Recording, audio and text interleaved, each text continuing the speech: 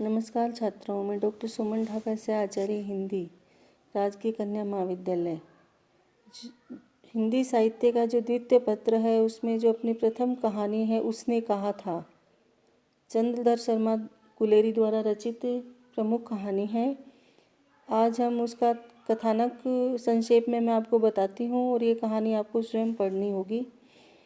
गुलेरी जी की उसने कहा था कहानी का कथानक द्वितीय विश्व युद्ध से संबंधित एक घटना पर आधारित है।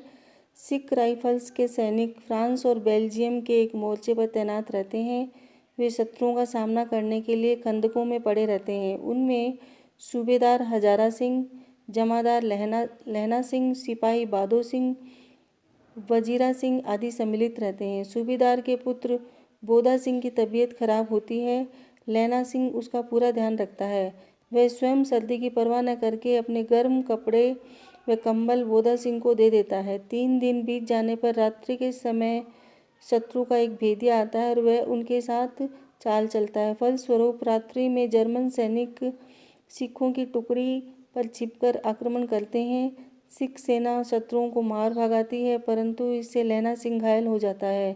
परंतु वह अपना घाव दूसरों को नहीं बतलाता, क्योंकि उसे बोदा सिंह की चिंता रहती है। इसलिए दूसरे दिन जब फील्ड अस्पताल से सहायता के लिए गाड़ियां आती हैं, तब वह अन्य लोगों के साथ सूबेदार व उसके पुत्र को वहां से भेज देता है। उनके जाने के बाद वह बेहोश हो जाता है। उस बेहोशी में उसे पूर्व घटना का स्मरण होता है। सूबेदारनी ने पहले उससे जो वचन मांगा था, लैना सिंह उसका निर्वाह करता है। अंत में वजीरा सिंह की गोद में अपना सिर रखकर बेहोशी में बड़बड़ाते हुए अपने प्राण त्याग देता है। इस तरह ये कहानी का कथानक बहुत ही मार्मिक है। इसमें मानवीय भावों का कलात्मक एवं मार्मिक चित्रण हुआ है।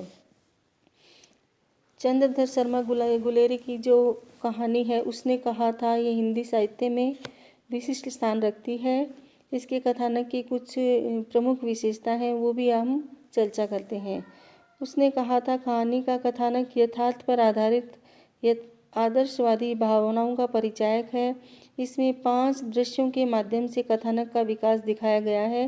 रोचकता और शिल्प की दृष्टि से कथानक का प्रस्तुतिकरण अत्यंत आकर्षक है। जो प्रमुख विशेषता है इसकी है दृश्य निरूपण। कहानी का कथानक रोचक और भावोत्पादक होना चाहिए। इसका आरंभ इस तरह होना चाहिए कि पाठक के हृदय में उत्सुकता बढ़े। गुलेरी जी की प्रस्तुत कहानी इस दृष्टि से बहुत ही आकर्षक है। इसमें अमृतसर के बाजार के भीड़ भाड़ वाले दृश्य व चौक की दुकान पर एक किशोर और किशोरी के परस्पर मिलन एवं परिचय वाले दृश्य से हुआ है। वह किशोर कहानी का नायक लैना सिंह तथा किशोरी सूबेदारनी होरा थी, और जो एक दूसरे से अपरिचित होते हुए भी निर्मल स्नेह भाव से आबद्ध थे। इसके पश्चात कहानीकार ने कथानक को नया मोड़ दिया है और जर्मन के मोर्चे का दृश्य रोचक शैली में प्रस्तुत किया है। इस तरह देखा जाए तो इस कहानी का कथानक दृश्य निरूपण द्वारा उपस्थित किया गया है। इसमें पात्रों की मनोवैज्ञानिक स्थिति की ओर पर्याप्त संकेत कर दिया गया है तथा घटना का वर्णन भी रोचकता के साथ किया गया है।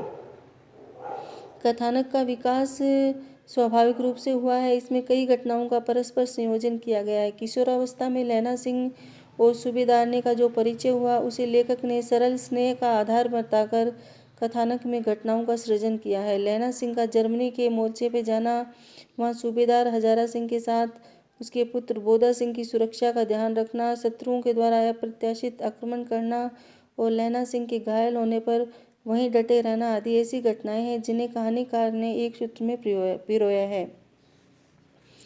प्रस्तुत कहानी में कथानक में उसे गति प्रदान करने के लिए कथोपकथन का समावेश किया गया है। इससे घटनाक्रमों में अत्यंत नाटकीयता है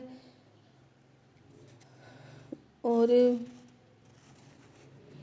कथानक में अत्यंत नाटकीयता दिखाई देती है। इसमें सरसता और प्रभावत्मकता है और इसमें जैसे लैना सिंह के हृदय में जो निष्ठा, पवित्र प्रेम और वचन निर्वाह की भावना थी, उसके लिए वह प्राणों की बाजी लगाने के लिए उद्यत रहता है।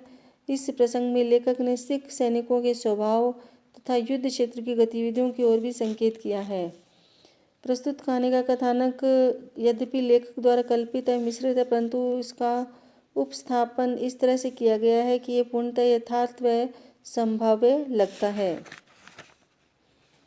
कथानक में प्रारंभ व विकास की जितना रोचक है उतना ही रोमांचक व कलात्मक भी है। इसमें नाटकीयता भी है। कहानी का नायक लैना सिंह सूबेदारनी को दिए हुए अपने वचन का निर्वाह करता है। उस समय ऐसा प्रतीत होता है कि वह सकुशल घर लौटकर सूबेदारनी को सब बातें कहेगा, परंतु घटना इसके विपरीत घटती है। घायल लैना सिंह के हृदय में पूर्व काल की स्मृतियाँ साकार हो उठती हैं। अंत में वह अपनी आकांक्षा के अनुसार भाई कीरत सिंह की गोद में सिर रखकर प्राण होने का रोमांचक सपना देखने लगता है। इसके साथ ही उसकी मृत्यु हो जाती है। कथानक में पूर्व घटनाओं में जितनी संगति है, अंत में इसमें उतनी ही अप्रत्याशित स्थिति है। पाठक इस तरह की समाप्ति से सहसा रोमांचित हो उठता है और उसकी संपूर्ण संवेदना लैना सिंह के प्रति उमड़ पड़ती है। इस तरह प्रस्तुत कहानी में कथानक का एक अत्यंत महत्वपूर्ण प्रभाव है। हर कहानी का कुछ न कुछ उद्देश्य होता है।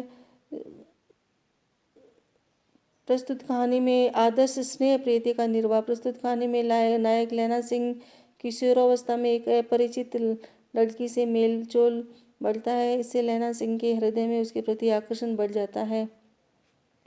उसी का निर्वाह करने के लिए लैना सिंह मोर्चे पर बोधा सिंह का पूरा ध्यान रखता है और उसकी तथा सूबेदार हजारा सिंह की रक्षा के लिए अपने प्राण बलिदान कर देता है।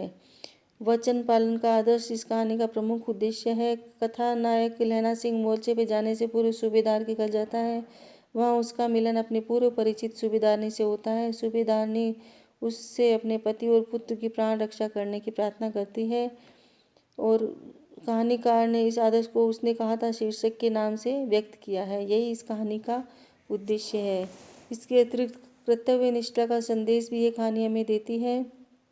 कथानायक लैना सिंह मोर्चे पर बोधा सिंह के प्रति अपने कर्तव्य का पूरा ध्यान रखता है। सूबेदार की अनुपस्थिति में वह भेद्य शत्रु का चालाकी से सामना करता है तथा शत्रुओं के आक्रमण का मुंह तोड़ जवाब देता है। उसकी कर्तव्य निष्ठा से शत्रुओं का आक्रमण विफल हो जाता है। तत्पश्चात बोधा सिंह और अन्य घायल साथियों को फील्ड अस्पताल में भिजवाकर स्वयं घायलावस्था में मोर्चे पर डटा रहता है। इस तरह कर्तव्य निर्वाह के लिए वह अपने प्राणों की बाजी लगा देता है।